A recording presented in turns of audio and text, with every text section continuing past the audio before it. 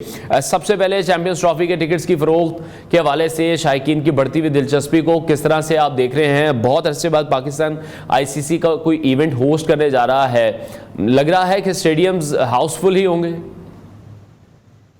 जी बहुत शुक्रिया। बिल्कुल ऐसे ही होने जा रहा है क्योंकि काफी अरसे बाद पाकिस्तान जो है आईसीसी का कोई इवेंट होस्ट करने जा रहा है, तो शायकीन क्रिकेट में जो है वो काफी जो है इस हवाले से वो पाया जाता है। बाज आप देखें ऐसे नौजवान और ऐसे बच्चे मौजूद हैं जिनका ये कहना था टिकट्स लेने के दौरान कि हम अपनी जिंदगी में पहला ऐसा कोई इवेंट देख रहे हैं, तो यकीनन हम लोग जो हैं काफी इस हवाले से पुरजोश हैं और एक्साइटमेंट का लेवल बहुत ज्यादा है। ठीक है, अच्छा, जिस तरह से रवि शास्त्री कह रहे हैं या रिकी पॉन्टिंग कह रहे हैं, हमेशा से हम देखते हैं इन्हीं दो टीमों का नाम लिया जाता है कि ऑस्ट्रेलिया और भारत ही फाइनल में होंगे, हमारा नाम क्यों नहीं लिया जाता? देखें, ये अगर उन्होंने ये कहा है तो नो डाउट ये दुनिया क्रिकेट की दो मजबूत टीमें हैं और पिछले कुछ सालों से उन्होंने बहुत अच्छी क्रिकेट खेली है, यही वजह है कि उनके लिए कहा जाता है। लेकिन व्हाइट बॉल है, आपको इस तरह से आप नहीं कह सकते। मैदान अभी सजेंगे, मुकाबले होंगे, फिर पता चलेगा। और जहां तक आप पाकिस्तान की बात करते हैं तो हम शुरू से अनप्रेडिक्टेबल रहे हैं, हमारी परफॉर्मेंसेस ऐसे रही हैं, हमसे सारी टीम्स डरती हैं हमारी इसी परफॉर्मेंसेस की वजह से। तो ये उस दिन पे पता चलता है कि आप कौन अच्छी क्रिकेट खेलता है, अपने नर्व्स पे कंट्रोल रखता है। तो ये लाजमी नहीं है कि ऑस्ट्रेलिया और इंडिया अगरचे वो अच्छी टीमें हैं लेकिन फाइनल भी वही खेलेंगे। ये तो जिस वक्त आएगा तो पता चलेगा, पूरा चांस है सबके लिए। ठीक है, अच्छा, अभी आपको किस तरह से लग रहा है पाकिस्तानी टीम की तैयारी किस तरह से देख रहे हैं? जो स्क्वाड अनाउंस किया गया, आपको स्क्वाड बैलेंस लग रहा है या आपको लग रहा है कि यार इस प्लेयर को नहीं होना चाहिए था? ये किस तरह से टीम में वापस आ गया, जो कि एज यूजुअल हमेशा से ही होता आया कि बड़े इवेंट्स में हम कोई ना कोई टीम में इस तरह के प्लेयर अनाउंस कर देते हैं जिनकी एंट्री एकदम से होती है, जिस पर फिर बहुत ज़्यादा तनकीद की जाती है, बहुत ज़्यादा कॉन्ट्रोवर्शियल हो जाता है फिर वो मामला। बिल्कुल जी, ये जो टीम की सिलेक्शन हुई है इसमें कुछ हैरानकुन फैसले हुए हैं और अल्लाह ना करे इन फैसलों के सबब जो है हम ये चैंपियंस ट्रॉफी के अंदर ये इसके जो है हमें नताइज जो है वो भी भुगतना पड़ेंगे। देखें, आपके 3 खिलाड़ी जो हैं वो कम बैक कर रहे हैं, कम बैक करने का अपना एक प्रेशर होता है, तो आप 3 खिलाड़ियों को कम बैक करवा रहे हैं, एक को आप डेब्यू करा रहे हैं, ओपनिंग जो है आप अलग से करवा रहे हैं। तो फिर जो आपने ऑस्ट्रेलिया में, साउथ अफ्रीका में, जिम्बाब्वे में जो आपने इतनी प्लानिंग की, जो आपने इतनी प्रैक्टिस की, वो सारा टेम्पो आके यहाँ तोड़ दिया। जो डोमेस्टिक का इतना बड़ा स्ट्रक्चर खड़ा किया हुआ है उसके जो परफॉर्मर्स हैं वो रह गए और आप लीग्स की बुनियाद पे, लीग्स में जो खिलाड़ियों की परफॉर्मेंस है उसकी बुनियाद पे आप जो है कौमी टीम में उनको इतने बड़े इवेंट में अचानक से शामिल कर रहे हैं। तो ये पता नहीं क्या इनके जहन में ऐसी चीजें आई हैं सिलेक्शन कमेटी के और टीम मैनेजमेंट के, क्यों ऐसे फैसले किए गए हैं? ये तो समझ से बालातर है और मुझे ये लगता है कि पाकिस्तान टीम को इन मसाइल का सामना अल्लाह ना करे लेकिन ना करना पड़े। लेकिन अच्छा, आप किस तरह से देख रहे हैं फ़हीम अशरफ की जिस तरह से वापसी है, खुशदिल शाह की जिस तरह से सिलेक्शन है? ये दो प्लेयर्स को पहले हम डिस्कस कर लेते हैं, एकदम से टीम में वापस आए हैं, अगर पुराने भी स्टैट्स उठाकर देखें तो कोई खातिर खा कारकर्दगी नहीं है। वसीम अकरम भी तनकीद करें, उनकी इस तनकीद को किस हद तक जायज़ समझते हैं? और इन दो प्लेयर्स के हवाले से स्पेसिफिकली आपका क्या कमेंट है?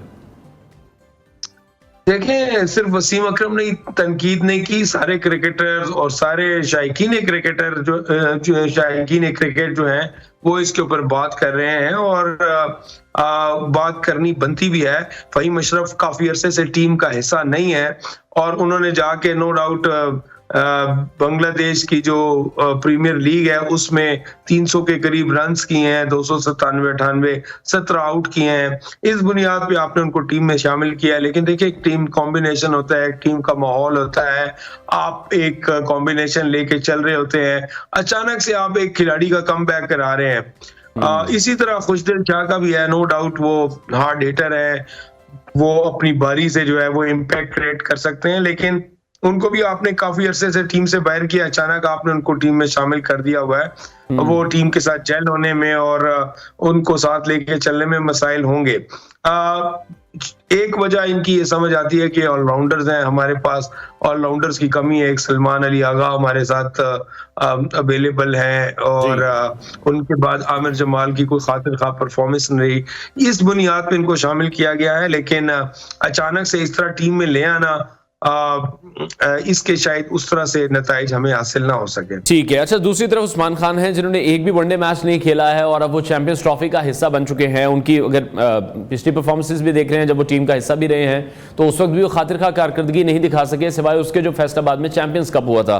शायद उसी की बेस पर उनकी सिलेक्शन हुई है, या फिर वो रिवॉर्ड वापस किया जा रहा है जो वो यूएई की टीम से पाकिस्तानी टीम में शामिल हो गए थे पीएसएल में परफॉर्म करने के बाद। तो कहीं ना कहीं उस चीज का रिवॉर्ड है, या आपको वाकई लगता है कि फिर मेरिट पर ही ये सिलेक्शन भी है? नहीं, देखिए, इसकी भी समझ नहीं आई। मैं उसकी वजाहत करता हूं कि क्यों उन्होंने पीएसएल में परफॉर्म किया, उनको उधर से बुलाया गया, पाकिस्तान T20 स्क्वाड का हिस्सा बनाया गया, मौके दिए गए, वो परफॉर्म नहीं कर सके। उसके बाद वो टीम से साइड पे हो गए। फिर चैंपियंस कप में उन्होंने परफॉर्मेंस की, तो चैंपियंस कप की परफॉर्मेंस के बाद अगर बनता था तो जब आप ऑस्ट्रेलिया गए, जब आप साउथ अफ्रीका गए, जिम्बाब्वे गए, तब आप उनको शामिल करते, तब आप उनको खिलाते कि उन्होंने चैंपियंस कप की परफॉर्मेंस की थी। तो ये लगता कि आप प्लानिंग कर रहे हैं आगे चैंपियंस ट्रॉफी के लिए। उस परफॉर्मेंस की बेस पे आप ले गए, लेकिन आपने उनको खिलाया नहीं, तो फिर ये इसका मतलब है कि वो आपके किसी प्लान का हिस्सा नहीं थे। अब अचानक से इतने बड़े इवेंट में आपने उनको शामिल कर लिया, तो ये चीज भी समझ से बालातर है और उनका डेब्यू होने जा रहा है। ठीक है। अच्छा समी, तो अभी ओपनिंग पेयर के हवाले से भी कुछ कंफ्यूजन है, या कुछ चीजें सॉर्ट आउट हुई हैं, फाइनलाइज हुई हैं, या फिर एज पर अगली टीम को देखकर ये चीजें डिसाइड की जाएंगी कि फखर जमान के साथ ओपनिंग पेयर पे बाबर आएंगे या कोई और प्लेयर आएगा? देखिए, जराए तो ये बताते हैं कि बाबर आजम से ये बात की गई है और उन्हें कायल करने की कोशिश की गई है, बल्कि जिस वक्त साइम अयूब की इंजरी हुई तो उसके बाद ही उनसे सिलेक्टर्स ने ये बात की थी और उनको कायल किया कि आप जो है वो आके अब व्हाइट बॉल में वनडे में आप ओपन करेंगे। और उनको मिसाल दी गई कि सचिन तेंदुलकर जो है वो एक टाइम पे उनको ये जब टीम को जरूरत पड़ी तो उस वक्त उन्होंने आके ओपन किया। लेकिन वहाँ एक बड़ी इंपॉर्टेंट चीज है, जब सचिन ओपन करते थे तो नीचे जो थी उनकी बहुत लंबी बारी हुआ करती थी।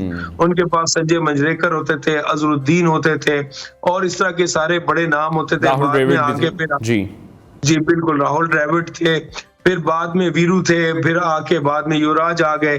तो उनके पास बड़ी डेप्थ थी जो है वो बारी के अंदर। और आप अपने एक्सपीरियंस प्लेयर को नंबर 3 पे, नंबर 3 पे, नंबर 4 पे रखते हैं। तो जब बाबर ऊपर चले जाते हैं और नीचे उस तरह की डेप्थ नहीं है, तो ये भी जो है हमें मुश्किलात का सामना होगा। मैं इस समझने से कासिर हूं कि क्यों सिलेक्शन कमेटी ने और मैनेजमेंट ने इस तरह के फैसले लिए। मेरे हिसाब में इमाम अभी परफॉर्मेंस उनकी हुई थी और उनका शायद नजर आ रहा था कि उनको हिस्सा बना दिया जाए, लेकिन शायद उनके कुछ डिसिप्लिनरी इश्यूज हैं और फिटनेस के भी मसाइल हैं, इस वजह से वो भी अपनी जगह नहीं बना पाए। ठीक है। अच्छा समी, जो आपने पॉइंट आउट किया, बिल्कुल मैं उसी तरफ इशारा करना चाहूंगा कि फिर जब बाबर आउट हो जाते हैं, फिर पूरी टीम पर हम देखते हैं कि हमेशा से कैसा प्रेशर डेवलप हो जाता है जिससे फिर वो ओवरकम नहीं कर पाते हैं। खासतौर पर मिडिल ऑर्डर की भी अगर हम बात करें, हमारे पास उस तरह से एक्सपीरियंस प्लेयर नहीं है जिस तरह से पहले शायद हमारे पास होते थे, या मैच विनिंग प्लेयर्स जो हमारे पास पहले थे वो अब टीम में मौजूद नहीं है। जैसे शाहिद अफरीदी थे, अब्दुल रज़ाक थे, अजहर महमूद थे। अगर ऑलराउंडर्स के हवाले से भी बात करें, जो बैटिंग भी कर लेते थे और बॉलिंग भी बहुत अच्छी करते थे। बिल्कुल, देखें, जब पाकिस्तान टीम ने जो है अपनी परफॉर्मेंस से मुतासिर किया या कामयाबियां हासिल की हैं वनडे क्रिकेट में, तो हमारे पास अच्छे ऑलराउंडर्स मौजूद रहे हैं और उन्हीं की परफॉर्मेंस जो है उसकी बेस पे जो है आपने ये कामयाबियां हासिल की हैं। अभी इस वक्त हमारी बैटिंग में उतनी डेप्थ नहीं है, लेकिन देखें यहाँ पे जिम्मेदारी आ जाती है कप्तान की और उसकी प्लानिंग आती है कि जो अवेलेबल लॉट है आपके पास उसमें से आप किन 11 को उठाते हैं और फिर आप उनको इस्तेमाल कैसे करते हैं, आप उनको खिलाते कैसे हैं।